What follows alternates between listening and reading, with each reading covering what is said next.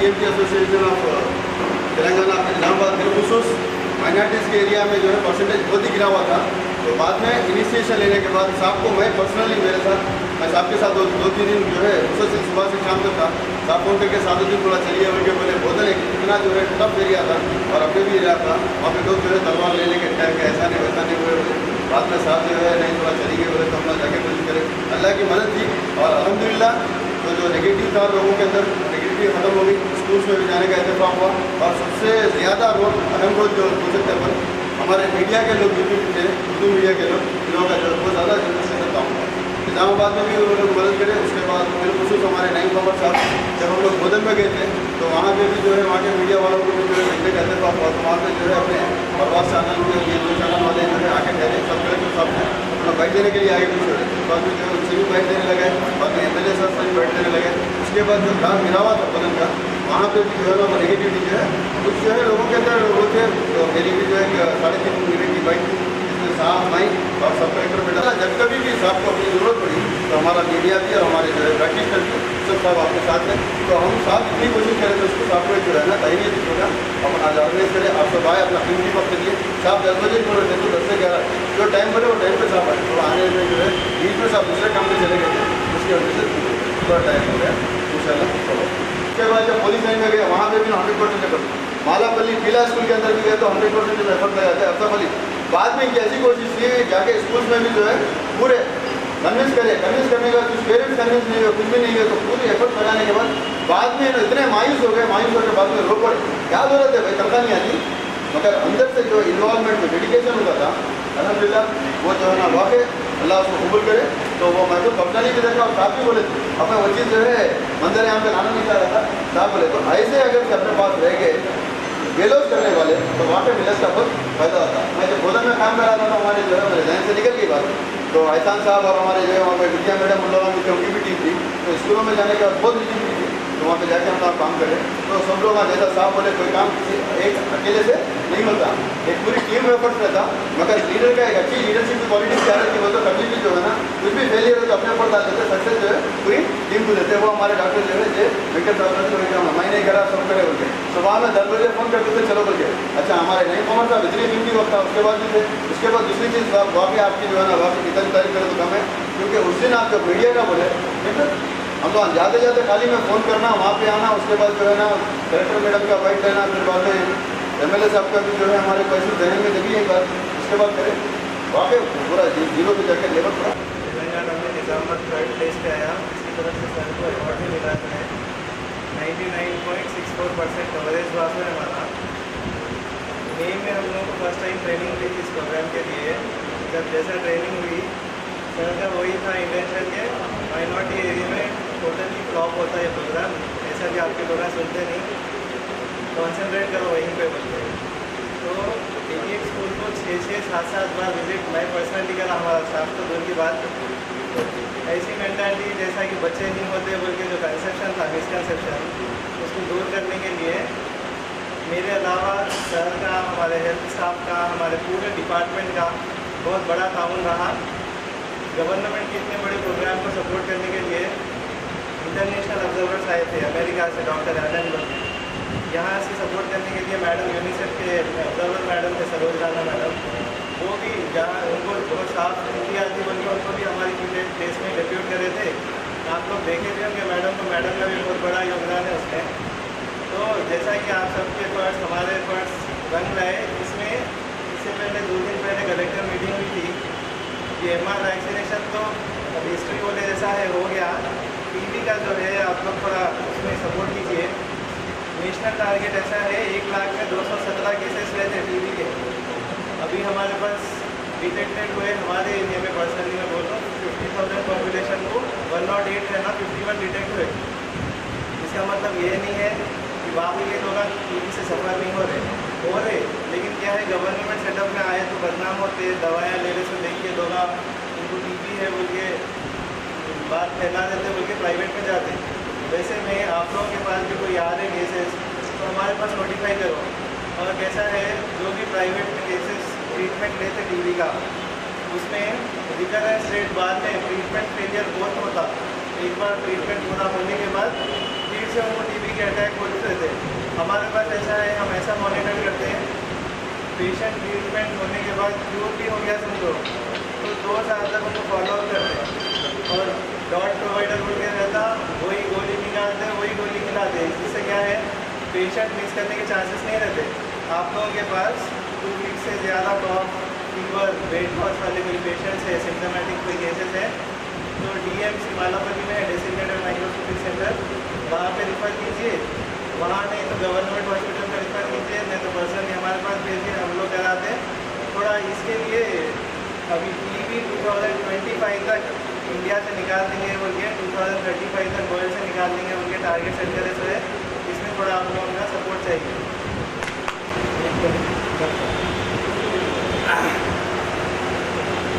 अलहमदिल्ला बहुत खुशी का मौका है कि आप लोग हमारे डिस्ट्रिक्ट मेडिकल हेल्थ ऑफिसर को बगैर से तहनीत बुलाया और आपने इस रूबेला कैंपेन के लिए बिलखुसूस माइनॉरिटी एरिया में हम तक कोशिश की और उसके अलहमदिल्ला नताइज भी बहुत अच्छा अपनी मार्क आए।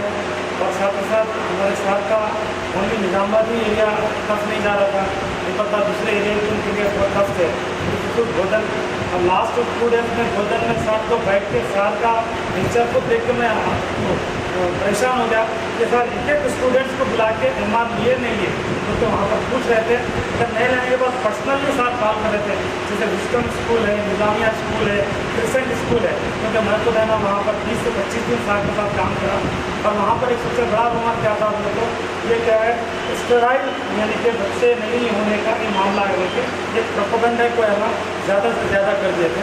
बास कॉल्स तो ऐसे भी आए कि साथ को दूसरे पहले मैं शेयर करा, टोरेंटो से कॉल आया, एक बायोटेक इंजीनियर, बायोजेनेटिक इंजीनियर है जो कि भोजन से ताल्लुक़ रखते, बताया कि भाई आपको वैक्सीन दे रहे हैं, क्या वजह है देने की।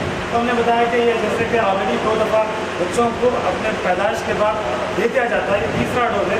इस बार WHO ने इंडिया को इस तीसरे डोज को देने के लिए इंस्ट्रक्ट किया, मतलब मास लेवल पर दिया जा रहा है। फिर फर्दर ये 3rd डोज क्या ऑलरेडी शेड्यूल में आ जाएगा। फिर उसके बाद वो उनका आंसर ये था, मैं आपको एग्जाम्पल बता रहा था, यहाँ हमारी कंट्री में तो ना 3 दफ़ा देते हैं बार, यहाँ पर एक नई बात क्या है कि क्यों लोग है ना भोजन के है ना उसको है ना नेगलेक्ट करें, अवॉइड करें। फिर मैं उनसे बात करते बोले बहरहाल अलहमदिल्ला उसके बाद से है ना आहिस्ता आहिस्ता साथ के उनको सपोर्ट करते गए।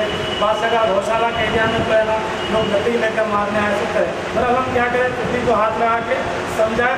और ये क्या है, जब खास बात क्या है, कौम अपनी है, लफ्ज़ क्या है, मुसलमान है बोल के नहीं, जरा उनको तबीयत से, जरा समझदारी से समझाए तो अल्हम्दुलिल्लाह उनसे पहले बोलने वाले कोई नहीं है। मेरा भोजन का अपना ग्राउंड रियलिटी में बता पर क्या थोड़ा ये लोग डिसकॉन्शियस थे कि हमारे एक्शन क्या बच्चे नहीं होने का दिया जाए। अल्हम्दुलिल्लाह साल का साहब का और आप लोगों का निज़ामाबाद में अर्बन एरिया में बहुत बड़ा ताउन था और दूसरे भोजन में भी MC म्यूनसिपल कॉर्पोरेशन भोजन भी बहुत बड़ा ताउन है। मैं शुक्रिया अदा करता हूँ और डॉक्टर्स मैंने इस खासतौर पर जवान को मुलाकात किया, जज़ाकल्लाह खैर। सलाम के वैक्सीनेशन प्रोग्राम में जिले को बहुत ही शानदार मौका मालूम हुआ है। ये बात है कि हम अवार्ड से महरूम है, लेकिन अगर आधा तो शुमार के एतबार से देखा गया तो हमारा जिला पर है। हमारे जिले में हमारे जो बात मौजूद टेक्निकल पॉइंट की वजह से जिले को अवार्ड से महरूम रखा गया, लेकिन दरअसल ये अवार्ड हमको हासिल होना चाहिए था। अवार्ड हासिल होना ही चाहिए, लेकिन किसी वजह से अवार्ड रोका गया है। साहब को अवार्ड मिलना चाहिए। मैं सबसे पहले जो छोटी बड़ी साहब को मुबारकबाद देता हूँ। मैं मेरी ज़िंदगी में बहुत सारी बड़ी को देता हूँ। मेरी जो तो जर्नलिज्म की रही 28 साल में 28 साल में बहुत से डेमोड चुनाए, बहुत से गए, लेकिन मैं ऐसा पब्लिक होकर के काम करने वाला पहला डेमोड देखा जिनकी अपनी शख्सियत की जिनसे मुतासिर होकर जो मैं वैक्सीनेशन प्रोग्राम में किसी का ताउन कराऊँ, ये कोई मैं उनके ऊपर कोई एहसान नहीं कराई या किसी और के ऊपर एहसान नहीं कराई। हमारे अपने काम के बच्चों का नुकसान हो रहा, इससे फ़ायदा करना चाहिए, फ़ायदा इससे ज़्यादा उनको पहुँचाना चाहिए, ये मेरे जहन में नजरिया था। इसलिए मैं जो शुरू में जो भरपूर हिस्सा लिया और जो उसमें तकरीबन जो हमारे डॉक्टर से और जितने भी लोग जो उसमें काम करे, मैं उनका जो तमाम का मशहूर हूँ कि हमारी लोगों में फायदा हो जाए। हमारे डॉक्टर ये लोग भी जैसे बड़ी मेहनत करें, मैं देखा हूँ लोग शरीफ से, और ख़ासतौर पर खसूस बेमड़ के साथ मुबारकबाद दे रहा हूँ कि उनकी अपनी शख्सी दिलचस्पी की वजह से निज़ामाबाद का जो प्रोग्राम, यानी कि प्रोग्राम के 15-20 दिन गुजर गए थे, 30% का प्रोग्राम दिलचस्पी लेते हुए इसको प्रोग्राम को 100% और 98.8% तक लेकर आए। बस के लिए आपको मुबारकबाद देता हूँ। पूरा मिला, अगर ये मेहनत नहीं करते तो हम भी उनका ताउन नहीं करते थे, अगर ये मेहनत नहीं करते तो आप लोग भी उनका ताउन नहीं करते थे, अगर ये मेहनत नहीं करते तो उलमा भी उनका ताउन नहीं करते थे, अगर ये मेहनत नहीं करते तो वालिदैन भी आगे बढ़ के ये टीके नहीं लेते थे। लिहाजा पूरा क्रेडिट जाता है आपको, मैं आपको पहले मुबारकबाद देता हूँ। और कुछ चीज़ें अभी मौके की नज़ाकत के हिसाब से, मौके के जो लिहाज से तमाम यहाँ पर एक पेशे से ताल्लुक़ रखने वाले अफराद बने हुए, मैं आप लोगों की इनमें बात करना चाह रहा हूँ कि हमारे पास डेंगू और स्वाइन फ्लू के खदशात फैल रहे हैं। रिसेंटली हमारे पास एक डेथ भी है स्वाइन फ्लू से, डॉक्टरों का शक है स्वाइन फ्लू हुआ था, तो बाद उसको डेंगू भी बोल रहे, बाद बोल रहे नमूनिया। बहरहाल हकीकत क्या है, लेकिन वहाँ पर हैदराबाद में ये सरकारी डॉक्टर से बोले थे ये लड़के को स्वाइन फ्लू हुआ था। तो ये हमारे लिए बहुत डेंजर चीज़ है, बहुत खतरे का अलार्म है। इसके लिए हमको कोई किस अंदाज में करना चाहिए, क्या है उसको म्यूनसिपल का अकाउंट किस तरह लेना चाहिए, इस तरह भी आप तवज्जो दीजिए। दूसरी चीज़ मैं आपसे रिक्वेस्ट करूँ, जिस तरह वैक्सीनेशन की मुहिम चलाई थी, सरकारी वाहनों को चलाने के लिए मुहिम चलाई है, इसमें हम आपके साथ हैं। ठीक है, बिल्कुल नहीं जगह, इसके लिए मैं आपका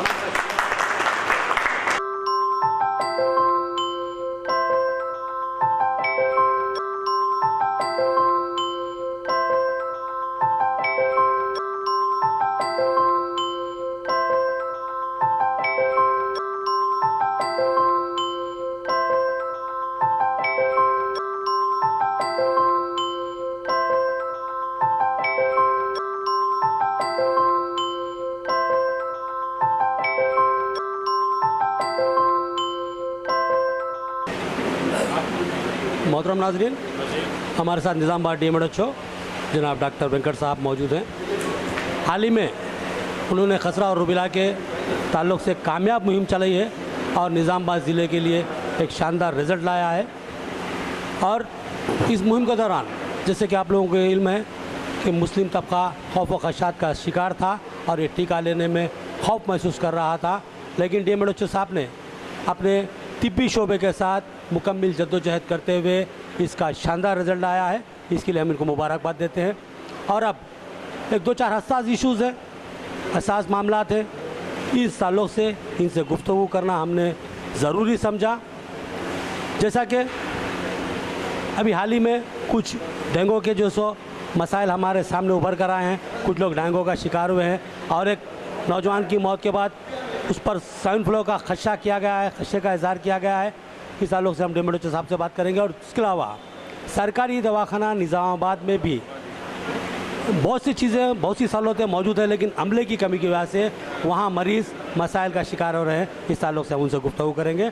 सबसे पहले हम डॉक्टर वेंकट साहब का हमारे रोशन TV के खुसूसी प्रोग्राम में खुशामदीद कहते हैं, वेलकम करते हैं।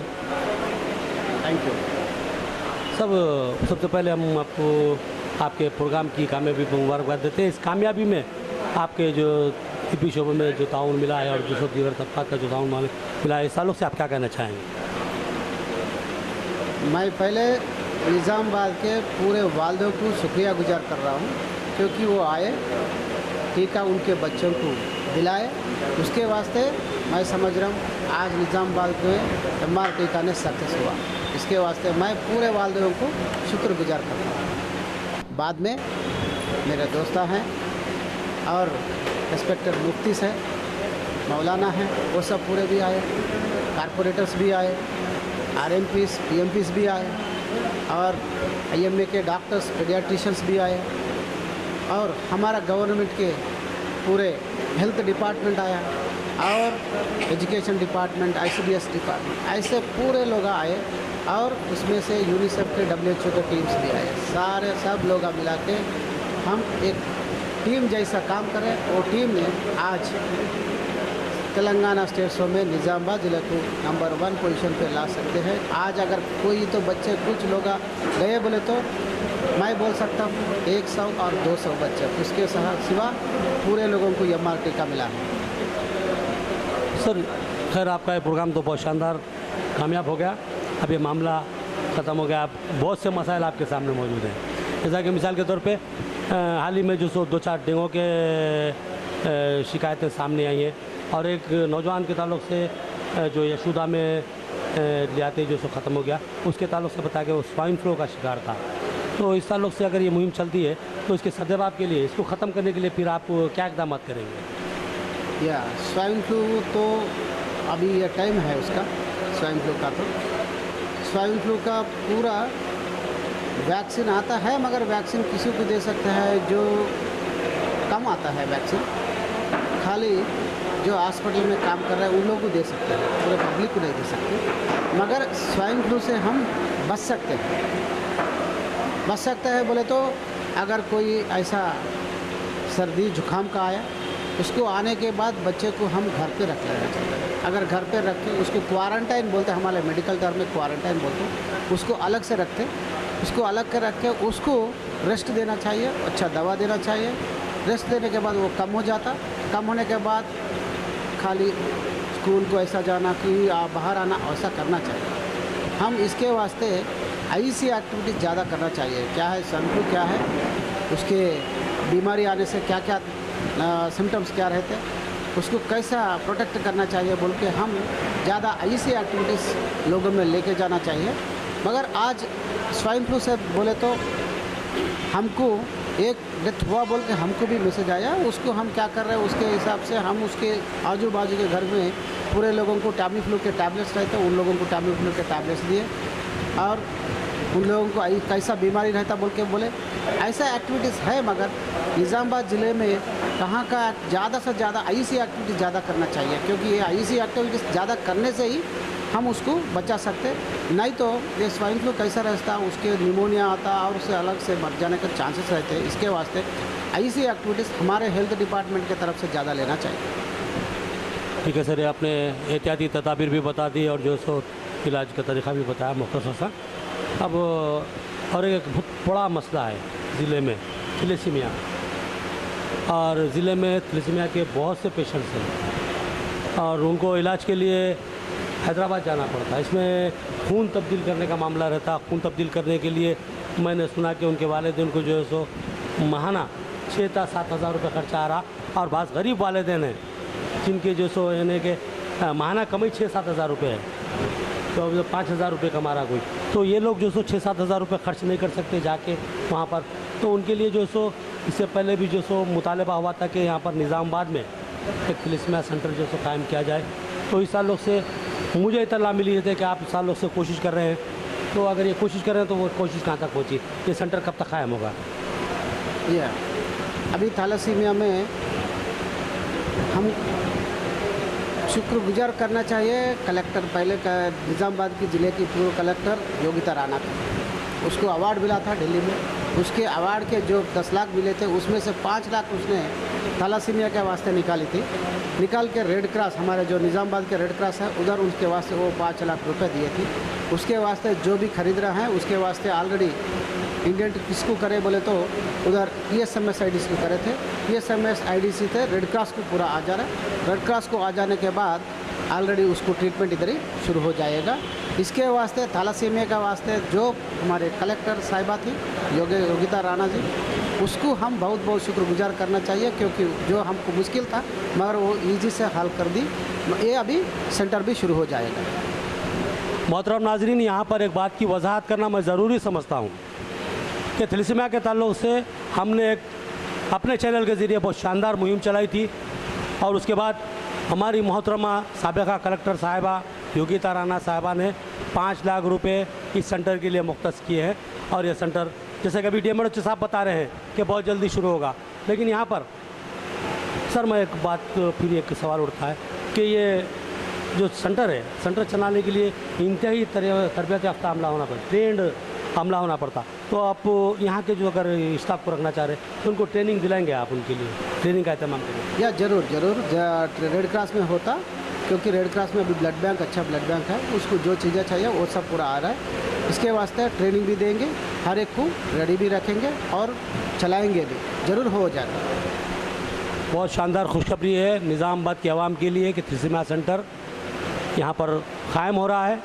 एक बहुत ही खौफनाक मर्ज़ है, इंतहाई कई ख़ानदान इससे परेशानी का शिकार है। हर 15 दिन में या 20 दिन में जो बच्चे या शख्स इस मर्ज़ का शिकार होता है उनका खून तब्दील करना पड़ता है, और ये तब्दीली का मरहला माँ बाप के लिए तकलीफ भी है और महंगा भी है। इसके लिए हम हमारे DMHO साहब का जितना शुक्र अदा करें कम है। हम उनको जो सो इसके लिए मुबारकबाद देते हैं। सर, अब मैं आता हूँ सरकारी दवाखाने की तरफ। सरकारी दवाखाना निज़ामाबाद के ताल्लुक़ से बहुत सी शिकायतें हैं, बिलखुसूस मैटरनिटी सेक्शन जो है वहाँ पर सुना जा रहा है कि जो सो डिलीवरी जब होती है औरत की, डिलीवरी होने के बाद जो टाँके लगाए जाते हैं वो टाँके अक्सर खुल जा रहे हैं। बहुत सी शिकायतें आई है। इस ताल्लुक़ से आपके शायद इल्म में बात आएगी, इस ताल्लुक़ से आप क्या इक़दाम करेंगे? पहले ये देखिए, निज़ामाबाद ज़िले के जो हॉस्पिटल है वो छोटा सा डिस्ट्रिक्ट हॉस्पिटल था, बाद में ये मेडिकल कॉलेज हो गया था। मेडिकल कॉलेज हो जाने के बाद आज जो तेलंगाना का गवर्नमेंट है, आजकल क्या गवर्नमेंट हॉस्पिटल में ज़्यादा से ज़्यादा अच्छा ट्रीटमेंट हो जाना चाहिए उनके सोचे थे। इसके हम स्टेप्स लेने के बाद आज हो रहे 700 डिलीवरियाँ पर महीने हो रहे। अगर ऐसा इतना ज़्यादा डिलीवरीज होने का टाइम क्या होता, उसको ज़्यादा ह्यूमन रिसोर्स रहना चाहिए, ज़्यादा ट्रेनिंग पर्सन्स रहना चाहिए।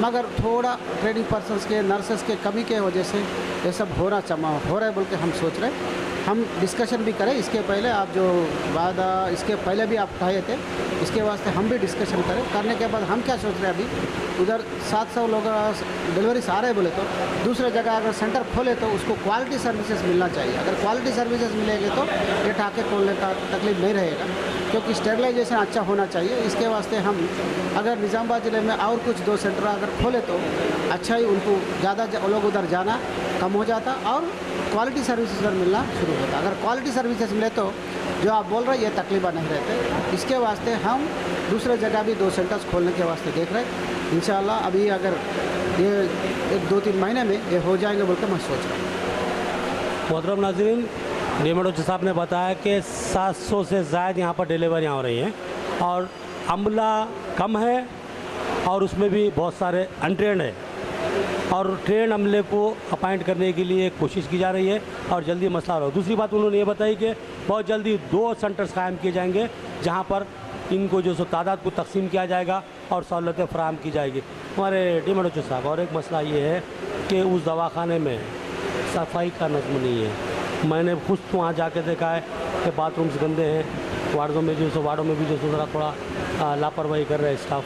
तो इस ताल्लुक़ से फिर आप वहाँ पर भी टेक्निकल अमले के साथ साथ ये साफ़ सफाई के अमले की कमी है, इसको फुलफ़िल करने के लिए आप क्या करें? या अभी ये बड़ा हॉस्पिटल हो गया, इसके वजह से ये थोड़ा कमियां नज़र आ रही है।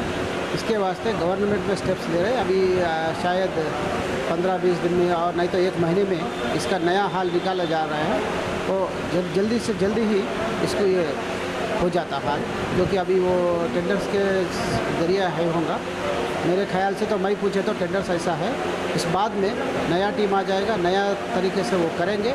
और उसके ऊपर और एक भी नज़र रखा है, अभी गवर्नमेंट क्या कर रहा है, हर एक हॉस्पिटल का एम्बियंस अच्छा रहना बोल के भी देख रहे हैं गवर्नमेंट। अभी आप हैदराबाद में गोलकोंडा हॉस्पिटल को देखें तो, नहीं तो कोंडागुट्टू हॉस्पिटल को देखें तो अच्छा मलकपेट के हॉस्पिटल को देखें तो और बहुत बढ़िया अच्छा बना है। अभी इसके ऊपर भी नज़र रखे हैं गवर्नमेंट, बहुत जल्दी ऐसा भी हो जाने का चांसेस है। मैं सोच रहा हूँ ऐसा भी गवर्नमेंट वो करेगा। हम सब पूरे भी उसको रिक्वेस्ट करे हैं, ऐसा हो रहा है बोल के भी उनके नज़र में भी है इसके वास्ते। और क्योंकि गवर्नमेंट हर एक जगह अच्छा करने के वास्ते देख रहे हैं, हम सोचते जल्दी से जल्दी ये हल निकल आएगा। और साहब, यहाँ पर एक मसला और एक है कि डिलीवरी के लिए हामिला ख़वातीन, प्रेगनेंट ख़वातीन जो रहते हैं 4th फ्लोर पे उनका वार्ड है, नीचे स्कैनिंग सेंटर है ग्राउंड फ्लोर पे और ब्लड बैंक है 7th फ्लोर पे। तो उसमें जो सो सुना कि जो ख़वातीन को प्रॉब्लम हो रहा है, लेडीज़ को प्रॉब्लम हो रहा, तो ये एक फ्लोर पे नहीं ला सकते सब चीज़ों को एक जगह इन लोगों की सहूलत के लिए, क्योंकि जो भी ये हो रहा है वो MCI के गाइडलाइंस है ये, क्योंकि ये मेडिकल कॉलेज का हॉस्पिटल है। MCI के गाइडलाइंस, इधर ब्लड बैंक रहना चाहिए, इधर डिलीवरी का सेंटर रहना चाहिए, इधर वार्ड रहना, ऐसा इसके वजह से वो थोड़ा वार्ड इधर 1st फ्लोर पे, थिएटर 6th फ्लोर पे, 7th फ्लोर पे, ये ब्लड बैंक ऐसा है। मगर हल करने के लिए वास्ते देखेंगे। इसके पहले लैब्स पूरे ऊपर रहे थे जब भी MCI के गाइडलाइंस बोले, मगर आजकल वार्ड्स लैब्स पूरे भी नीचे आ गए।